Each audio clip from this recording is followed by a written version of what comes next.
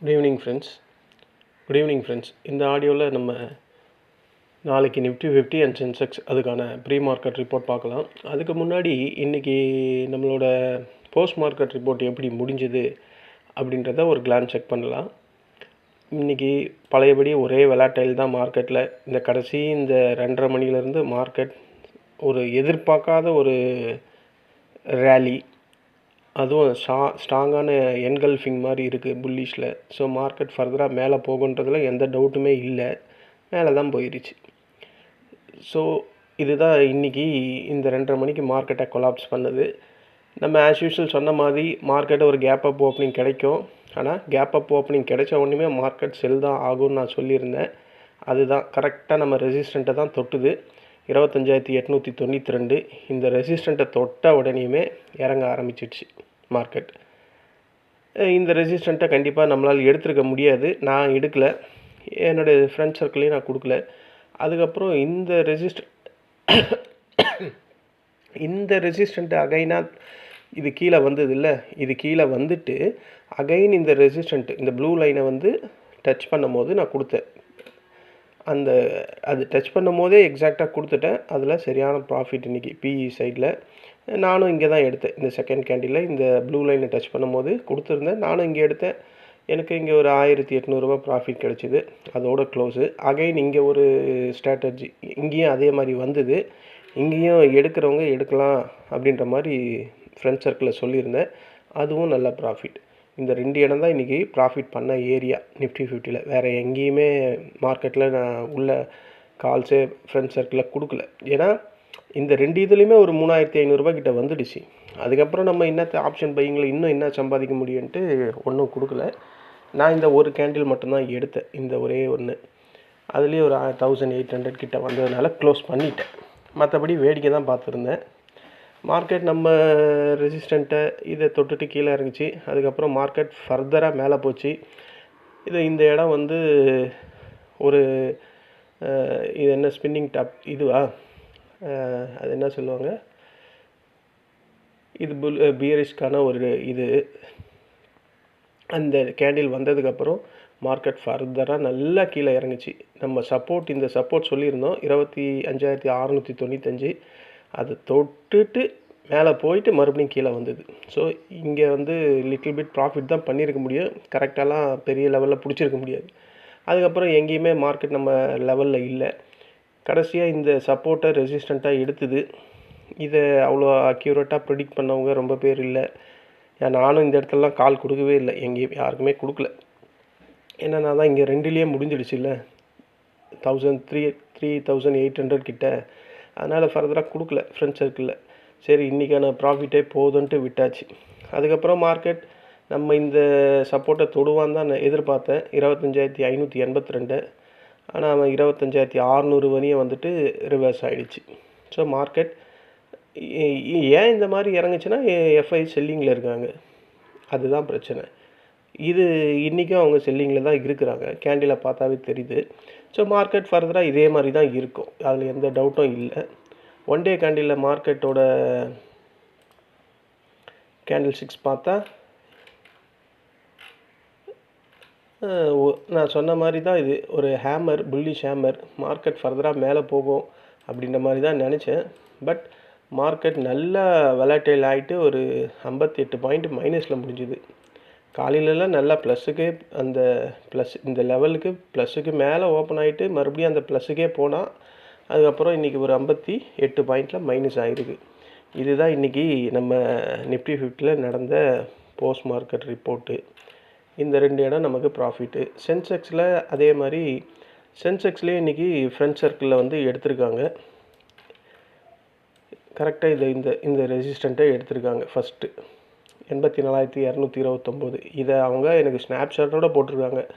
Sir அந்த resistant very பக்கா resistant sir, அங்கே தான் நான் எடுத்தேன். மார்க்கெட் அதாவது ஓப்பன் ஆகிட்டு ஒரு கேப் அப் ஓப்பன் ஆகிட்டு அங்கே தான் போயிருக்கு, அவங்க அங்கேயே எடுத்திருக்காங்க. எவ்வளோ தைரியம் பாருங்கள். ஃபஸ்ட்டு கேண்டிலே அந்த தைரியத்துக்கான பரிசு தான் இன்றைக்கி அவங்களுக்கு சரியான பரிசாக கொடுத்துருக்கு. மார்க்கெட்டு இது இங்கே ஓப்பன் ஆச்சு, ஒரு கேப் அப் ஓப்பனிங் இங்கே ஓப்பன் ஆகிட்டு மார்க்கெட் மேலே தான் போச்சு. மேலே போய் அந்த ரெசிஸ்டண்ட்டை தொடும்போதே அவங்க எடுத்திருக்காங்க. அந்த கால் ஹவர்லேயே சரியான ப்ராஃபிட் ஜென்ரேட் பண்ணியிருக்காங்க. சிரம அதிர்ஷ்டசாலி, தைரியசாலி. அதனால தான் அந்த தைரியத்துக்கு தான் இன்றைக்கி மார்க்கெட் அவங்களுக்கு பரிசு கொடுத்துருக்கு. சரியான ப்ராஃபிட் இன்றைக்கி. அப்புறம் இந்த சப்போர்ட் எடுத்தது. இந்த சப்போர்ட்டு இன்னொருத்தர் இருக்கார், அவர் யூஸ் பண்ணியிருக்காரு. அவரும் ப்ராஃபிட் தான் பண்ணியிருக்காரு. ஸோ சென்செக்ஸில் ஆடக்கூடிய ஒரு 4 பேருமே இன்றைக்கி ப்ராஃபிட்டில் தான் முடிஞ்சுது.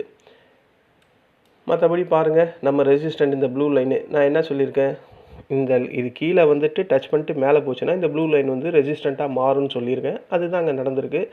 அந்த ரெசிஸ்டண்ட்டை எத்தனை மணிக்கு 11:30க்கு தொட்டுட்டு அவன் பாட்டுன்னு அடுத்த செகண்ட் சப்போர்ட்டுக்கே வந்துட்டான். 83,314.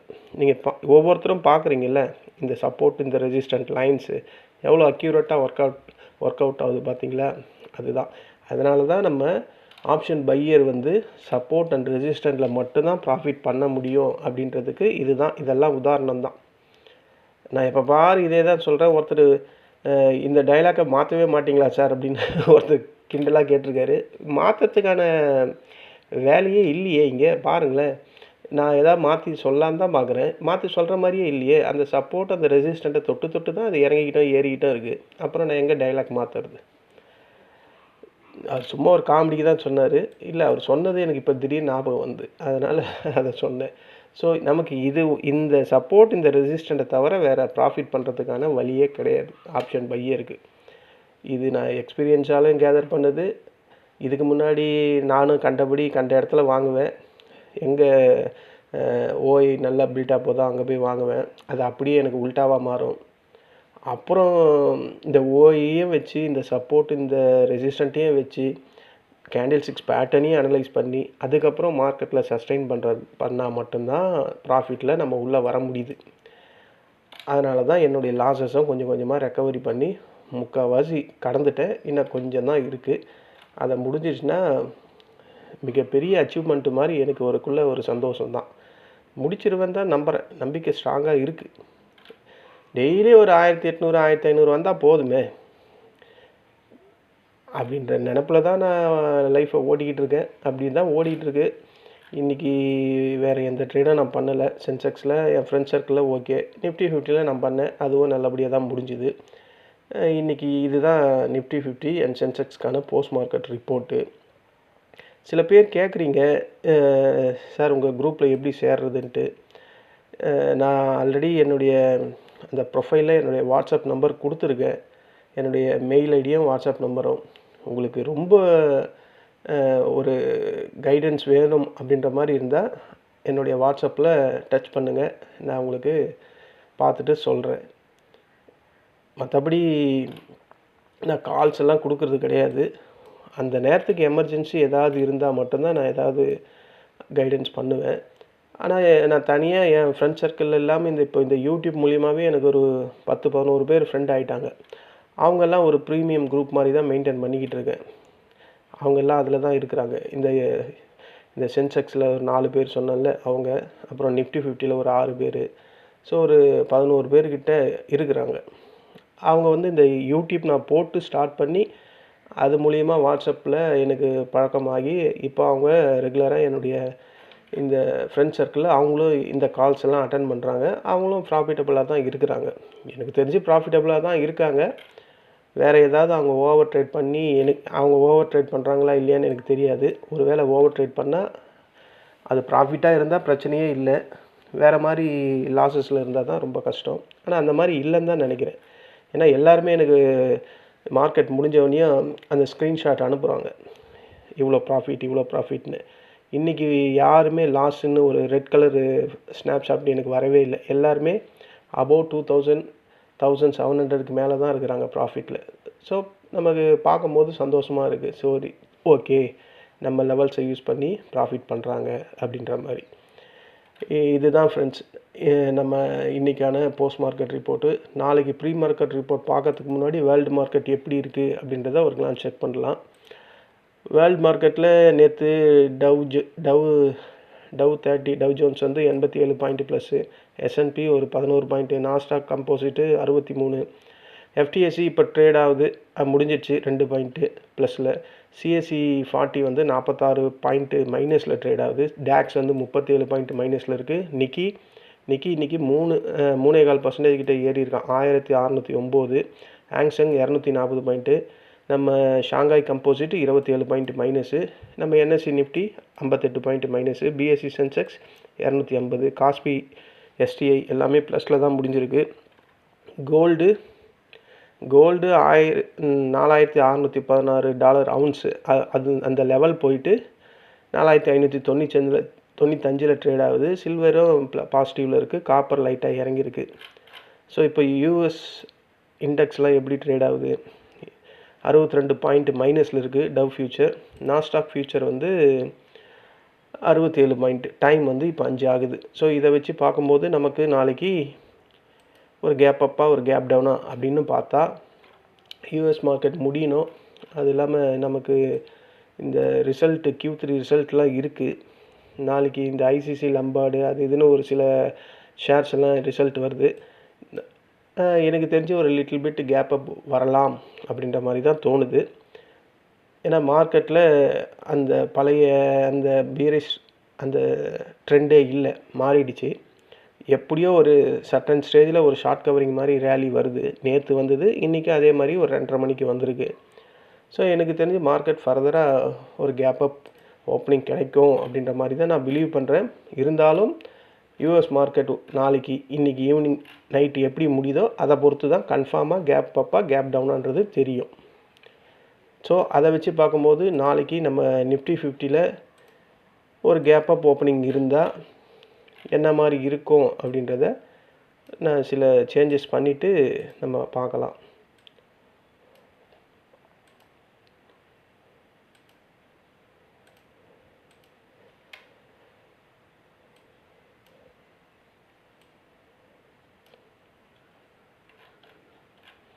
இதுதான் நிஃப்டி 50ல்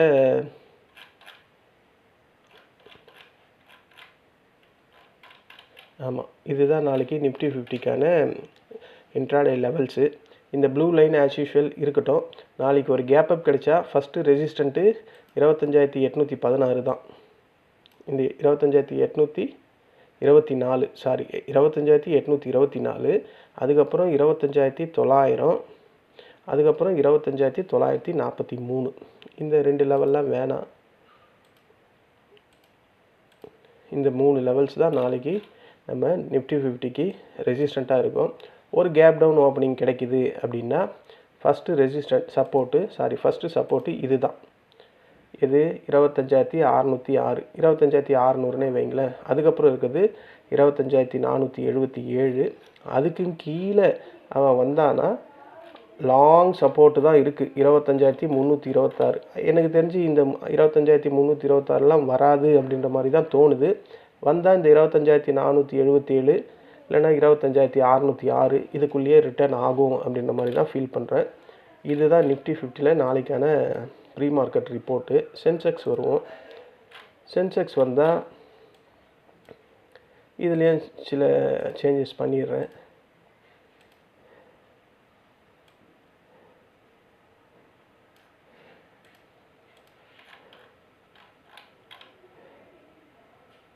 இது அதே ரெசிஸ்டன்ட் தான். இதுதான் ஃப்ரெண்ட்ஸ், இதுலேயே மாற்றங்கள் அந்த ஒன்றும் இல்லை, பெரிய லெவலில் மாற்றம் இல்லை. இதுதான் நாளைக்கு சென்செக்ஸில் ஒரு கேப் அப் ஓப்பனிங் ஆகி இருந்தால் ஃபஸ்ட்டு ரெசிஸ்டண்ட்டு இந்த 83,920 தான் ஃபஸ்ட்டு ரெசிஸ்டண்ட்டு. அதுக்கப்புறம் இருக்குது 84,230. அதுக்கப்புறம் இருக்குது 84,426. இல்லை ஒரு கேப் டவுன் ஓப்பனிங் கிடைக்குதுன்னா இதுதான் ஃபஸ்ட்டு சப்போர்ட்டு 83,274. இந்த 224 தொட்டுட்டு மார்க்கெட் ஒரு ரிவர்ஸ் ஆச்சுன்னா இது ரெசிஸ்டண்ட்டாக மாறிடும். ஒரு கேப் அப் போயிட்டு இது வந்தால் இது சப்போர்ட்டாக மாறிடும், மைண்டில் வச்சுக்கோங்க. இந்த 83,284 உடச்சி ஒரு பியர் கேண்டில் உடைச்சிதுன்னா அடுத்த சப்போர்ட்டு 83,071. அதுக்கு கீழே இருக்குது 82,871. இந்த 3 லெவல்ஸ் தான் நாளைக்கு சென்செக்ஸுக்கு இன்ட்ராடே லெவல்ஸாக இருக்கும். நாளைக்கு சென்செக்ஸுக்கு expiry day, weekly expiry. So கொஞ்சம் கேர்ஃபுல்லாக ட்ரேட் பண்ணுங்கள். நாளைக்கு சென்செக்ஸில் ஒரு வான வேடிக்கை இருக்கும். ஏன்னா மார்க்கெட்டு வெலாட்டிலிட்டி அதிகமாக இருக்குது. ஓவரால் இன்றைக்கி ப்ராடர் செக்டார்லாம் செக் பண்ணால் பேங்க் நிஃப்டி மட்டும் ப்ளஸில் முடிஞ்சிருக்கு 128 பாயிண்ட்டு. அப்புறம் நம்ம Nifty next 50 177 point minus. India VIX 11.20 இருக்குது. ஸோ வெலாட்டைல் கண்டிப்பாக இருக்கும். அப்புறம் மிட் கேப் நிஃப்டி ஒரு 48 பாயிண்ட் மைனஸில் முடிஞ்சிருக்கு. ஸோ இன்றைக்கி ஓவராலாக பேங்க் நிஃப்டியை தவிர எல்லா செக்டாருமே மைனஸில் தான் முடிஞ்சிருக்கு. ஃபின் நிஃப்டியும் பேங்க் நிஃப்டியும் ப்ளஸில் முடிஞ்சிருக்கு. இன்றைக்கி பேங்க் நிஃப்டி கை கொடுக்கலன்னா நம்ம நிஃப்டி இந்த பழையபடி நேற்று வந்து அந்த லோக்கே வந்துருவோம். மார்க்கெட்டில் அது கொஞ்சம் கை கொடுத்ததுனால மார்க்கெட் ஃபர்தராக இந்த 58 பாயிண்ட்டோட மைனஸை முடிஞ்சிடுச்சு. இந்த லெவல்ஸ்லாம் வரும்போது ஆஸ் யூஷுவல் தான் நான் பல தடவை சொல்கிற மாதிரி இந்த மணியை ஃபோக்கஸ் பண்ணுங்கள். இந்த மணியை நான் ஏன் ஃபோக்கஸ் பண்ண சொல்கிறேன்றது நீங்கள் ஃபாலோ பண்ணுறவங்களுக்கு கண்டிப்பாக இந்நேரம் புரிஞ்சிருக்கும். ஏன்னா இதை போய் டச் பண்ணும்போது இந்த மணி எடுக்கும்போது அது ரிவர்ஸ் ஆகும்போது உங்களுக்கு ப்ராஃபிட் கண்ணாவினான்னு வரும். அது ஃபீல் பண்ணவங்களுக்கு தெரியும். நான் ஓரலாக வாய் வழியாக சொல்லும் போது அது கண்டிப்பாக புரியாது. அதை ஃபீல் பண்ணவங்களுக்கு தான் அது புரியும். ஒரு இந்த மணி எடுக்கிறதுக்கோ ஒரு அட் த மணி எடுக்கிறதுக்கோ ஒரு அவுட் ஆஃப் த மணி எடுக்கிறதுக்கோ இந்த இடத்துல அதோட ப்ராஃபிட் ஜென்ரேஷன் எப்படி இருக்குன்றத அதை ஃபீல் பண்ணால் மட்டும்தான் தெரியும். அதனால் இந்த மணியை ஃபோக்கஸ் பண்ணுங்கள். இந்த மணியை வந்து நம்ம கரெக்டாக அந்த ரெசிஸ்டண்ட்லேயோ இல்லை சப்போர்ட்லேயோ தான் எடுக்கணும். அதையும் ஃபாலோ பண்ணுங்கள். அதுக்கு இதெல்லாம் எடுக்கிறதுக்கு முன்னாடி இந்த சார்ட் ஓஏயில் போயிட்டு சப்போர்ட் ரெசிஸ்டன்ட் எப்படி இருக்குது அப்படின்றத ஒரு வாட்டி கிளான்ஸ் செக் பண்ணிங்க. வால்யூம் எப்படி நடக்குது அப்படின்றதையும் ஒரு வாட்டி செக் பண்ணிங்க. இதை தான் நான் உங்களுக்கு சொல்கிறேன். ஒரு காமனான ஒரு ஆலோசனை. இதை நீங்கள் கரெக்டாக ஃபாலோ பண்ணிங்கன்னா கண்டிப்பாக மார்க்கெட்டில் டெய்லியும் நம்ம ப்ராஃபிட் பண்ணலாம். ஓவர் ட்ரேடிங் பண்ணாதீங்க. எமோஷன் ட்ரேடிங் பண்ணாதீங்க. இன்றைக்கி ஒரு 2000 3000 லாஸ் வந்துடுச்சா க்ளோஸ் பண்ணுறங்க, நாளைக்கு பார்த்துக்கலாம் அப்படின்ற மாதிரி மைண்டை கொண்டு வந்துடுங்க. 3000 லாஸ் வந்தோடனே மைண்டு என்ன ஆகிடும்னா ரிவெஞ்சுக்கு போயிடும். ரிவெஞ்சுக்கு போச்சுன்னா அந்த 3000தோட முடிஞ்சது இல்லாமல் அது இன்னும் ஒரு எக்ஸ்ட்ரா ஒரு 3000 வரும். அது இல்லாமல் ப்ரோக்கரேஜ் எல்லாம் வரும். ஸோ இப்படியெல்லாம் நான் அடி வாங்கியிருக்கேன். அதனால தான் அவ்வளோ உணர்வு பூர்வமாக என்னால் சொல்ல முடியுது. ஏன்னா நான் வாங்காத அடியே கிடையாது இந்த ஆப்ஷன் பையிங்கில். நீங்கள் எப்படியெல்லாம் நீங்கள் முன்னாடி நீங்கள் லாஸ் பண்ணீங்களோ அப்படியெல்லாம் நானும் லாஸ் பண்ணியிருக்கேன். நான் இப்போ அதெல்லாம் கண்ட்ரோல் பண்ணிக்கிட்டு உள்ளே இருக்கிறதுனால டெய்லியும் என்னால் ஒரு 2000 ரூபாவது பிடிக்க முடியுது. அட்லீஸ்ட் என்னால் ஒரு 1000 ரூபாவது பிடிக்க முடியுது டெய்லியும். அதனால் சொல்கிறேன். ஸோ ஓவர் ட்ரேடிங் தான் நமக்கு நம்ம சைக்காலஜியை மீறி வரும். இந்த ரிவெஞ்சும் ஓவர் ட்ரேடிங்கும் அதை கண்ட்ரோல் பண்ணால் ஓரளவுக்கு லாஸஸை கண்ட்ரோல் பண்ணலாம். லாஸஸை கண்ட்ரோல் பண்ணால் ப்ராஃபிட்டுக்கு வர்றதா இருந்தால் இந்த சப்போர்ட், இந்த ரெசிஸ்டன்ட், இந்த ஓஐ, கேண்டில் ஸ்டிக்ஸ் பேட்டர்ன், இந்த கொஞ்சம் டெக்னிக்கல் இதெல்லாம் பார்த்தா கண்டிப்பாக ப்ராஃபிட் டெய்லியும் பண்ணலாம் ஃப்ரெண்ட்ஸ். ஒரு டிஸ்க்ளைமர், இந்த லெவல்ஸ் எல்லாமே வந்து ஒரு எஜுகேஷன் பர்பஸ் தான். இந்த ரெசிஸ்டன்ட் வந்தால் ஒரு புட்டை வாங்குங்க, இந்த க்ரீன் சப்போர்ட் வந்தால் ஒரு கால் வாங்குங்கன்னு நான் எதுலேயும் சொல்லலை. ஏன்னா நம்ம இந்த மார்க்கெட்டில் ட்ரேடிங் பண்ணுறவங்க தான் அதிகமாக இருக்காங்க. அதுவும் இந்த ஆப்ஷன் டெரிவேட்டிவ்ஸில். ஸோ அவங்களுக்கெல்லாம் ஒரு எஜுகேஷன் பர்பஸாக மார்க்கெட் எங்கே வந்தால் திரும்பலாம், எங்கே வந்தால் சப்போர்ட் எடுக்கும் அப்படின்ற மாதிரி ஒரு நல்ல நோக்கத்துக்காக தான், ஒரு எஜுகேஷன் பர்பஸ்க்காக தான் சொல்கிறது. ஸோ எந்த ஒரு டிசிஷனும் நீங்கள் தான் தீர்க்கமாக எடுக்கணும். நான் சொல்கிறதோ இல்லை மற்றவங்க சொல்கிறதோ நம்பியெல்லாம் எந்த ஒரு ட்ரேடும் பண்ணக்கூடாது. இது ஒரு டிஸ்க்ளைமர். சரி ஃப்ரெண்ட்ஸ், நம்ம நாளைக்கு இன்ட்ராடே டைமில் மீட் பண்ணலாம். எல்லாருக்கும் ஹாப்பி பொங்கல். நாளைக்கு போகி பொங்கல். நாளைக்கு போகி பொங்கல் நல்வாழ்த்துக்கள். அடுத்த நாள் பொங்கல்